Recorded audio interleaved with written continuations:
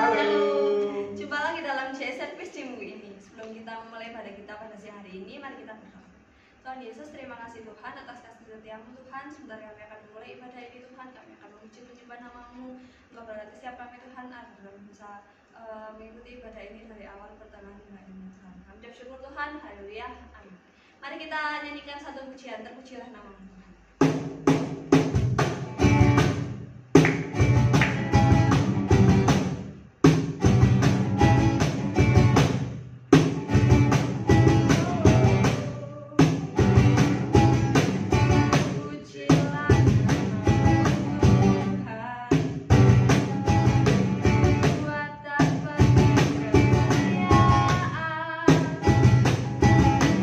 Satu suara dan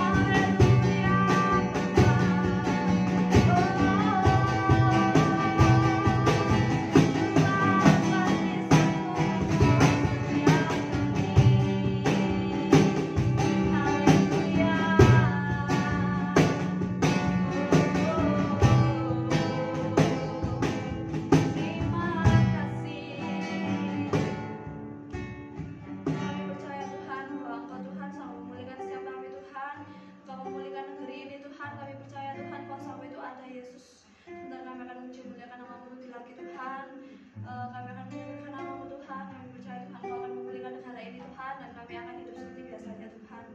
Haleluya.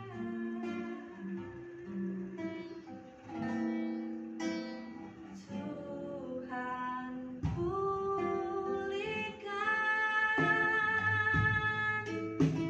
Bapa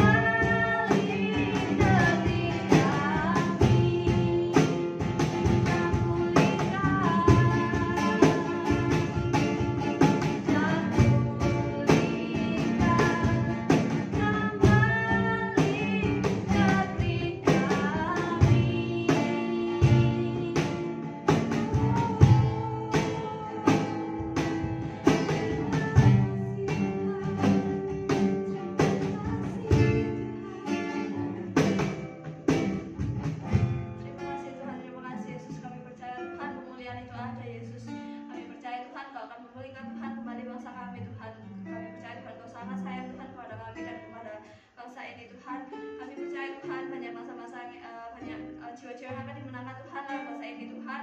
Sebentar kami akan mendengarkan Tuhan sedikit dari apa kemuliaan Tuhan. Kami akan mendengarkan Tuhan sedikit dari firman-Mu ya Bapa.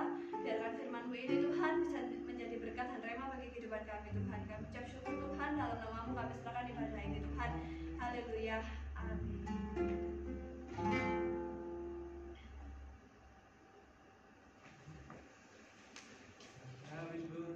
Shalom.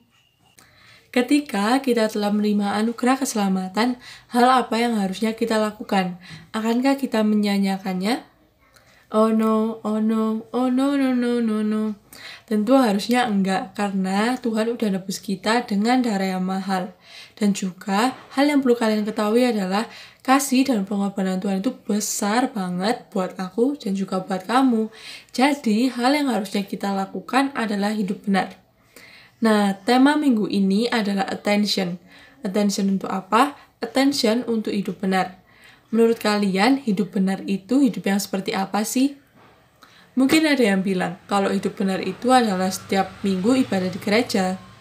Tapi sebenarnya setelah keluar dari gereja, masih ngomong kotor, masih ngebantah orang tua, masih nyontek, atau melakukan kebiasaan buruk dan dosa-dosa lainnya.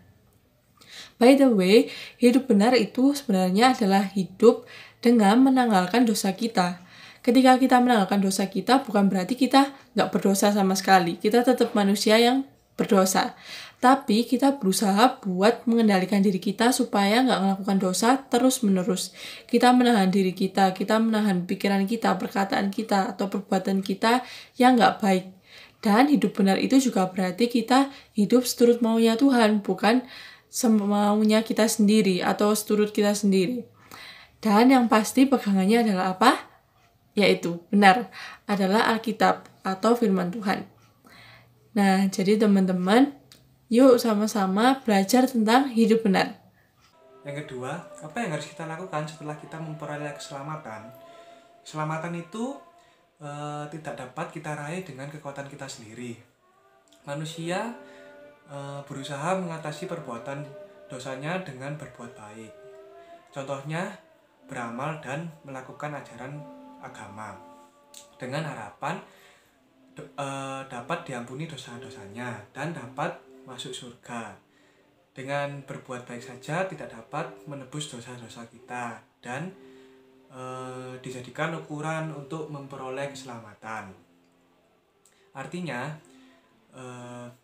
manusia itu tidak dapat memperoleh keselamatan dari usahanya sendiri, seperti yang dikatakan di dalam Titus 3 ayat 5. Pada waktu itu, Dia telah menyelamatkan kita, bukan karena perbuatan baik yang telah kita lakukan. Seperti yang dikatakan firman Tuhan, keselamatan harus dikerjakan dengan takut dan gentar. Artinya, kalau kita saat ini memperoleh keselamatan, kita harus tanggung jawab untuk menjaganya, yaitu dengan hidup melakukan semua kehendak Allah. Menerima keselamatan, berarti kita juga menerima tanggung jawab. Tanggung jawab kita adalah menjaga seluruh hidup kita supaya hidup dalam kesucian, kekudusan, dan kebenaran Allah. Setelah menerima keselamatan, kita tidak boleh lagi berbuat dosa. Kita harus meninggalkan cara hidup lama kita, karena di dalam Kristus kita dilahirkan kembali. Contoh tokoh Alkitab yang dapat kita jadikan teladan dalam hidup benar adalah Nuh.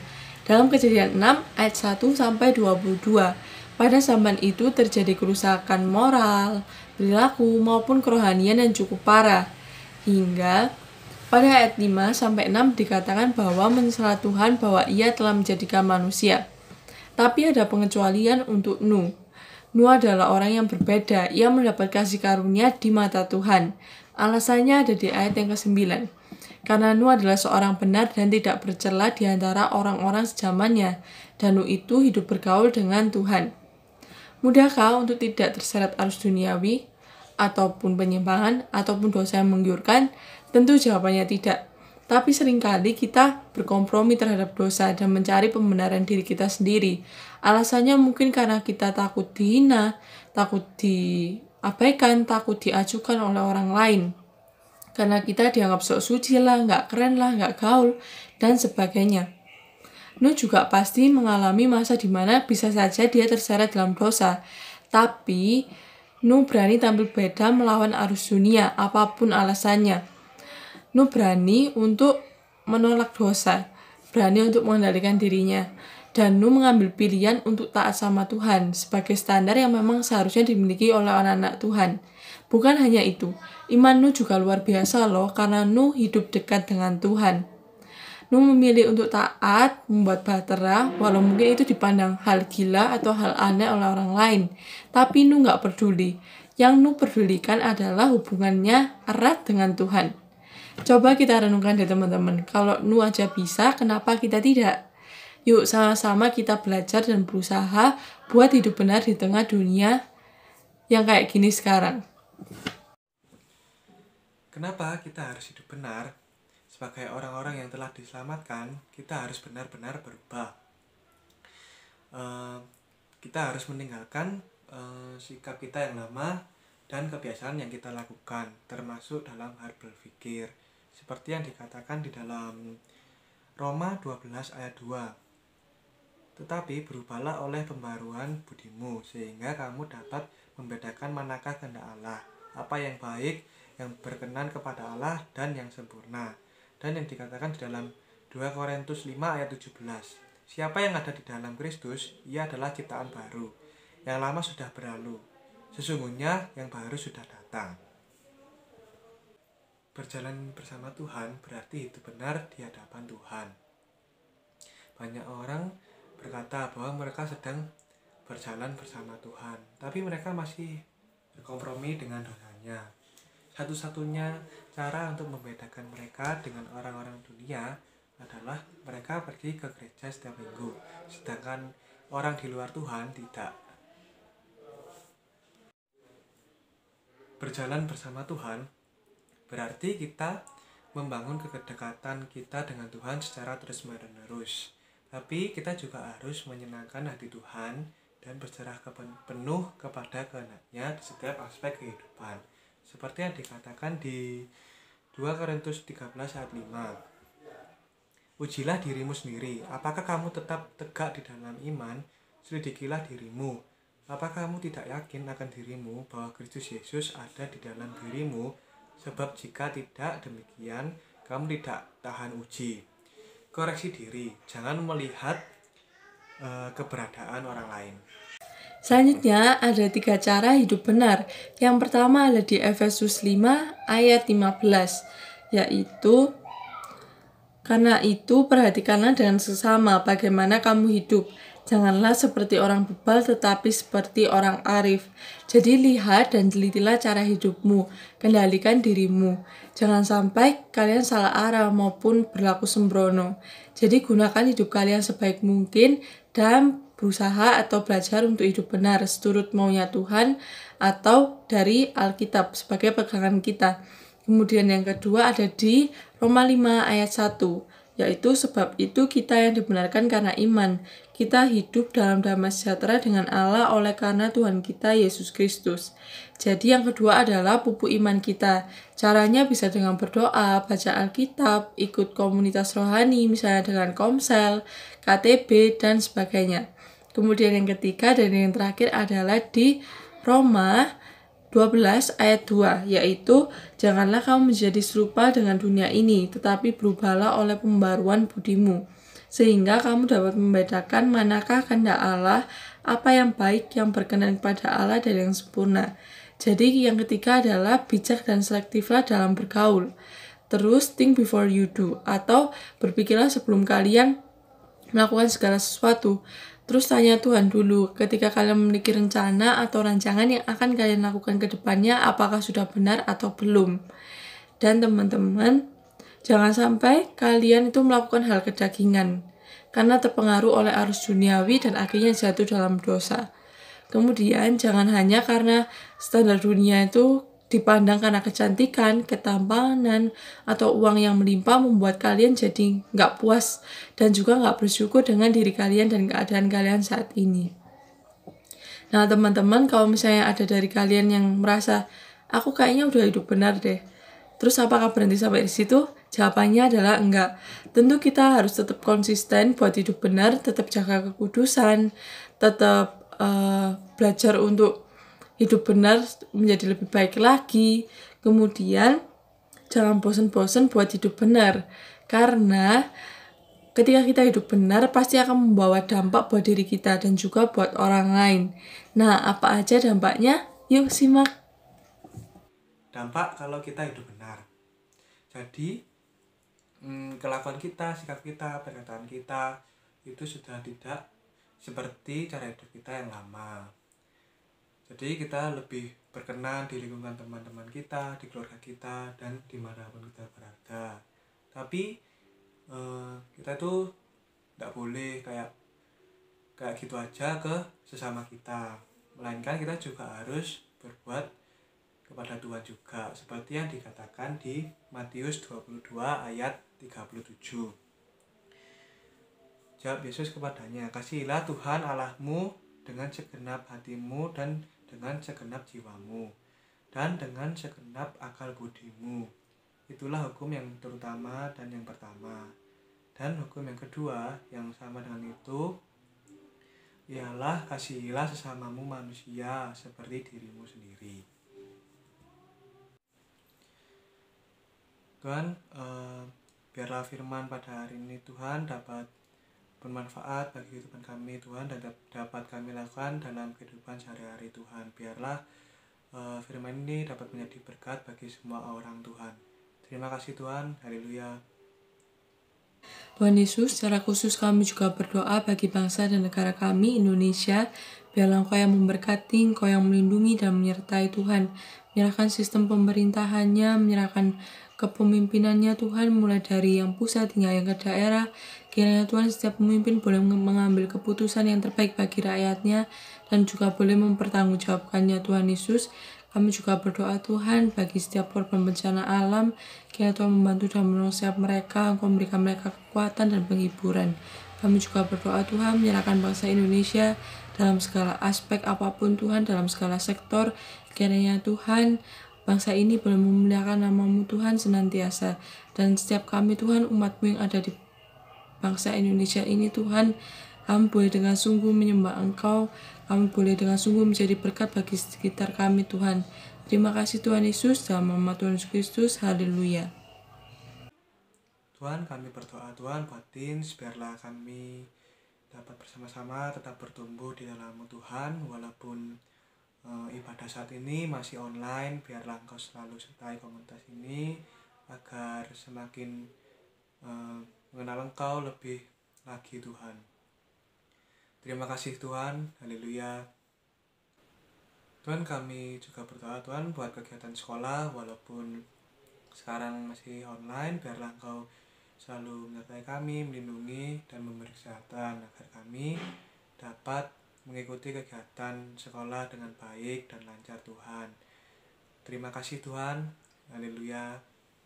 Tuhan, kami mau menyerahkan Tuhan seru dan doa kami sepenuhnya dalam tangan Tuhan. Biarlah kehendak Tuhan yang terjadi atas hidup kami, karena kami percaya Tuhan bahwa kehendak-Mu adalah terbaik dan tepat pada waktunya Tuhan. Tuhan Yesus, kami mau menyambut sepanjang hari ini dengan sukacita dan damai sejahtera. Biarlah Tuhan kami boleh menjadi pribadi yang lebih baik lagi pada minggu-minggu ini. Biarlah iman kami boleh semakin bertumbuh dan kami boleh semakin setia Tuhan untuk melayani Engkau, untuk menyembah Engkau dan memuji Engkau Tuhan. Terima kasih Tuhan Yesus. Biarlah Engkau yang menyempurnakan seru dan doa kami. Dalam nama Tuhan Yesus Kristus kami berdoa dan mengucap syukur. Haleluya, amin.